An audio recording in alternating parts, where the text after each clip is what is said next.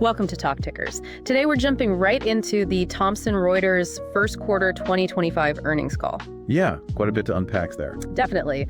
So the headline is, revenue came in at the high end of what they were expecting, and profits actually beat their targets. Right. And that organic revenue number, 6% overall, seems solid. It does, but what really caught my eye was the 9% organic growth in their core areas.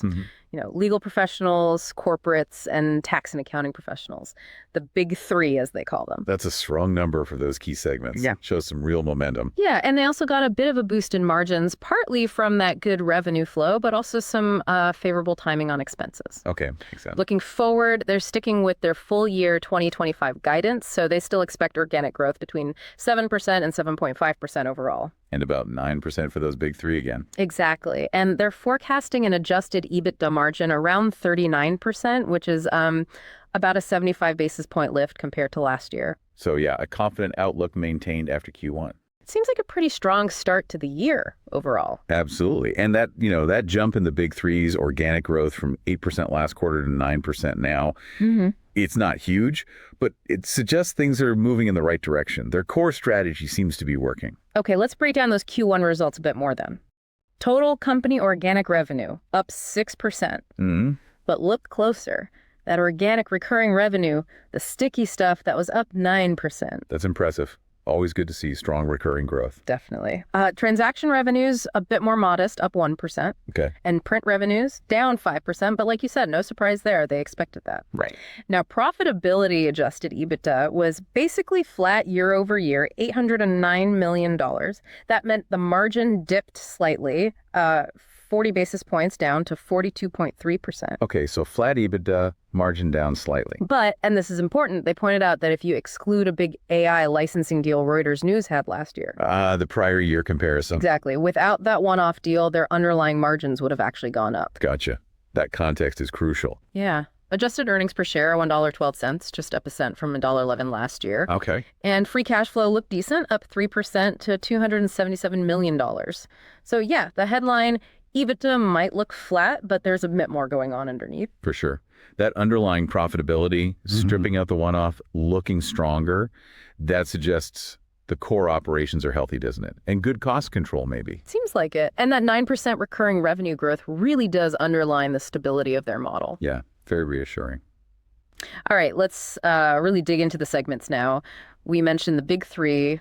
Legal, corporates, tax, and accounting, they accelerated together 9% growth this quarter, up from 8% in Q4. So legal professionals specifically, they grew 8% organically. Okay. Drivers there were Westlaw Precision, Co-Counsel, and also pretty strong growth in their government business. That was up 9%. Interesting. They mentioned the FindLaw divestiture gave them a bit of a tailwind, but that was sort of balanced out by some older products being sunsetted. Right.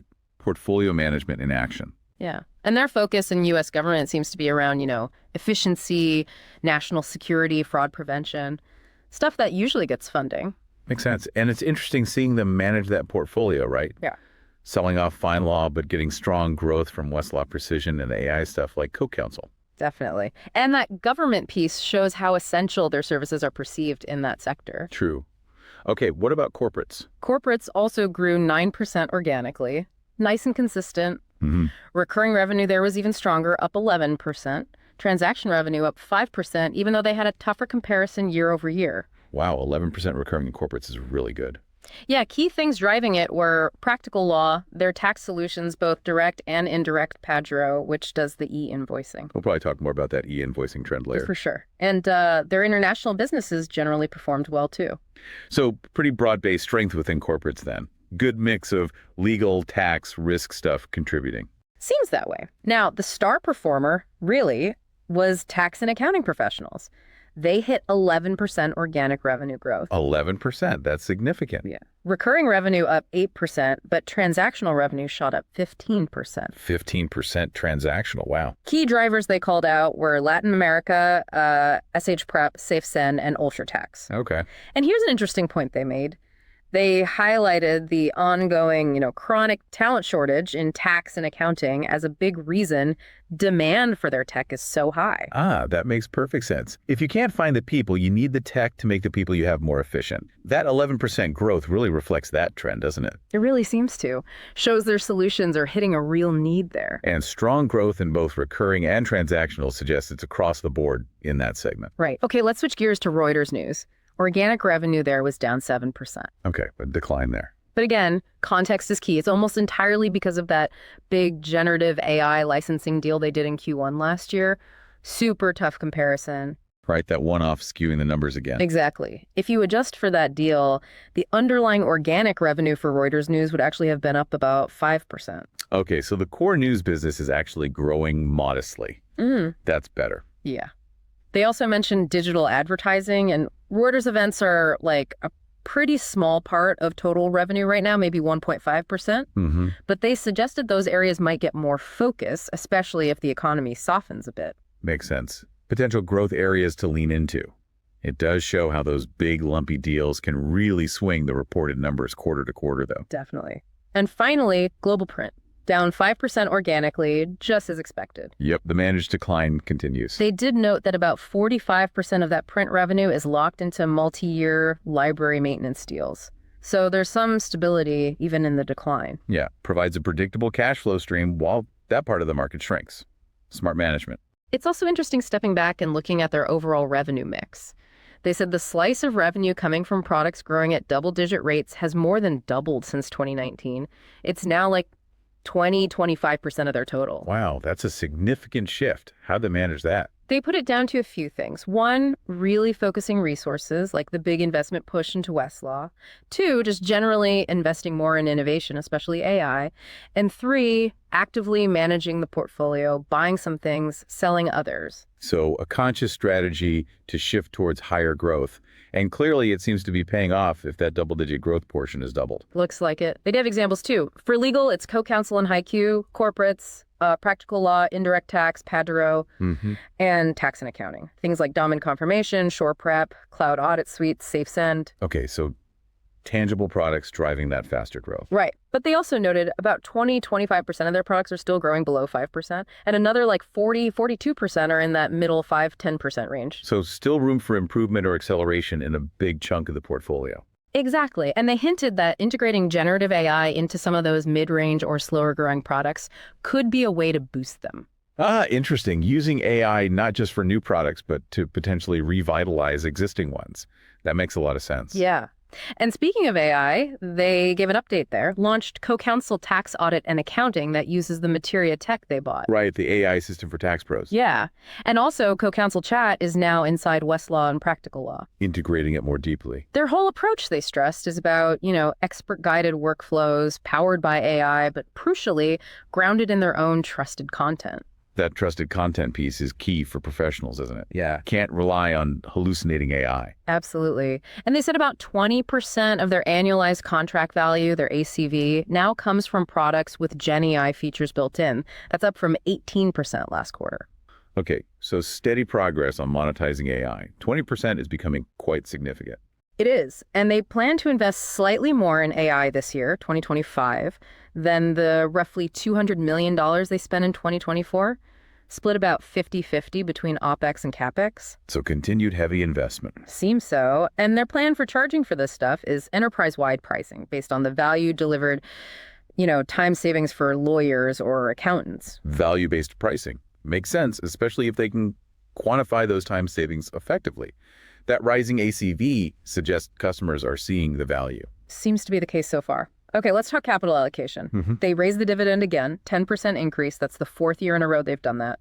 Now $2.38 per share annually. Consistent returns to shareholders. Investors like to see that. For sure. They reiterated they want a balanced approach returns plus investment, and they're actively looking for acquisitions. They estimate they have about $10 billion in capital capacity through 2027 for deals. $10 billion is a lot of dry powder. Gives them options if the right targets appear. Definitely. And on a more immediate note, they're paying down about $1 billion in bonds maturing this month, just using cash on hand. Okay, strengthening the balance sheet too. Prudent.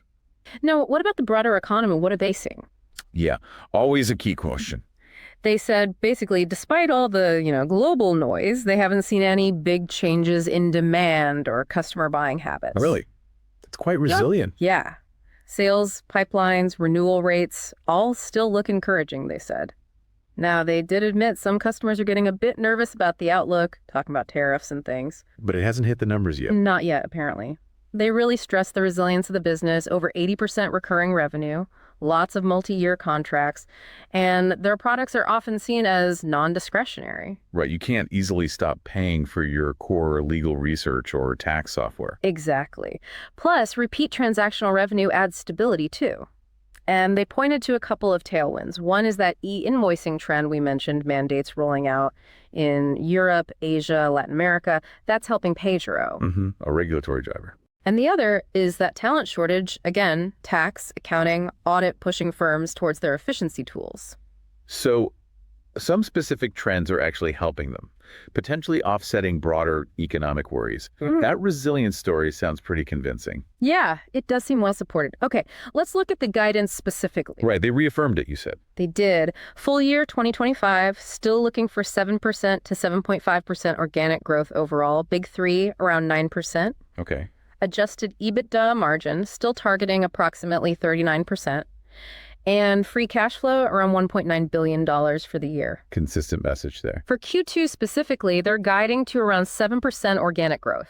Margin expected around 36%. A bit lower margin in Q2. Yeah, they said that's typical seasonality, particularly in the tax and accounting segment, plus just the timing of some expenses hitting in Q2. Got it. Good. They provide that quarterly color, too. Helps avoid surprises. They also talked about investment strategy, said they don't plan to pull back on strategic investments, even if there's a slowdown. Interesting. Doubling down on the long term. Seems like it. Their logic is the business is resilient and their products help customers become more efficient, which is valuable in a slowdown anyway. Yeah. They would tighten belts on more discretionary spending, though. Okay. That makes sense. Protect the core strategic bets. And on AI adoption by users. They said Co-Counsel is seeing healthy uptake, especially in corporate legal departments. They see that as a big growth area. In-house lawyers? Exactly. And usage metrics after the sale are looking positive, helped by their customer success teams. Good to hear adoption is following the sales hype. Yeah. And overall, management sounded really confident about long-term growth, pointing to their product pipeline, recent acquisitions, and just scaling up the AI stuff. They think the drivers, like those talent shortages and changes in the legal world, are here to stay. So they see these as durable, long-term trends supporting their growth, not just a short-term boost. That was definitely the message. So if we try and sum this all up for someone tracking Thomson Reuters. Yeah, what are the key takeaways?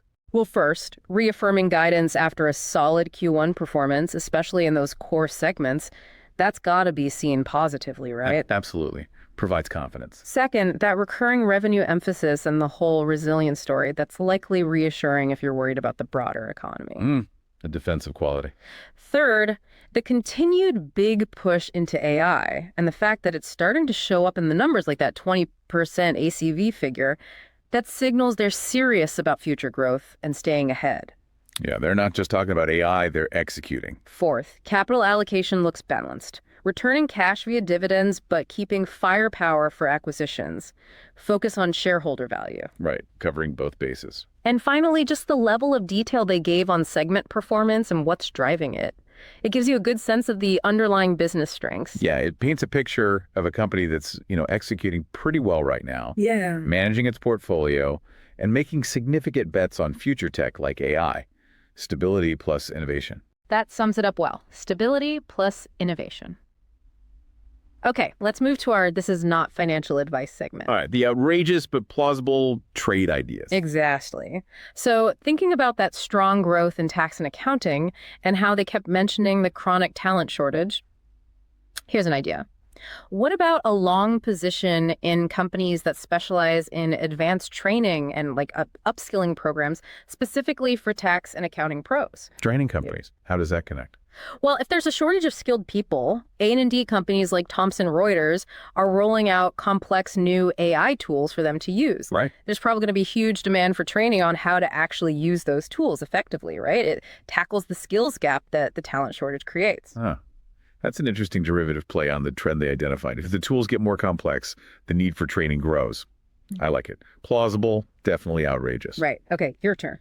Okay, sticking with the theme they mentioned. Pay-as-you-go and the e-invoicing mandates driving growth. Yeah. As this becomes more global, you've got sensitive financial data flying across borders subject to different rules. So how about a long position in cybersecurity firms that specifically focus on securing that kind of cross-border digital document exchange and ensuring compliance? The security angle on e-invoicing. Exactly. As the volume and complexity grow, the need for specialized security to protect that data and ensure it meets all the different regulations, that seems likely to boom. Companies providing those niche security solutions could really benefit. Another good one, playing on the underlying infrastructure needs created by the trend. Okay, definitely plausible, potentially outrageous returns if it plays out. We'll see. All right, that wraps up our deep dive into the Thomson Reuters first quarter 2025 earnings call. We've hit the key numbers, looked at segment performance, and unpacked their strategy around AI and long-term growth. Yeah, the themes of resilience, recurring revenue, and those specific drivers like AI adoption and regulatory change really came through. They certainly did. Lots to think about there. As always, we encourage you to do your own research and consider these trends yourself. Absolutely. This has been Talk Tickers. Remember those trade ideas, purely illustrative, not financial advice. Always do your own homework before making any investment decisions. Please do. We hope this was insightful. Join us next time for another deep dive into a key earnings call.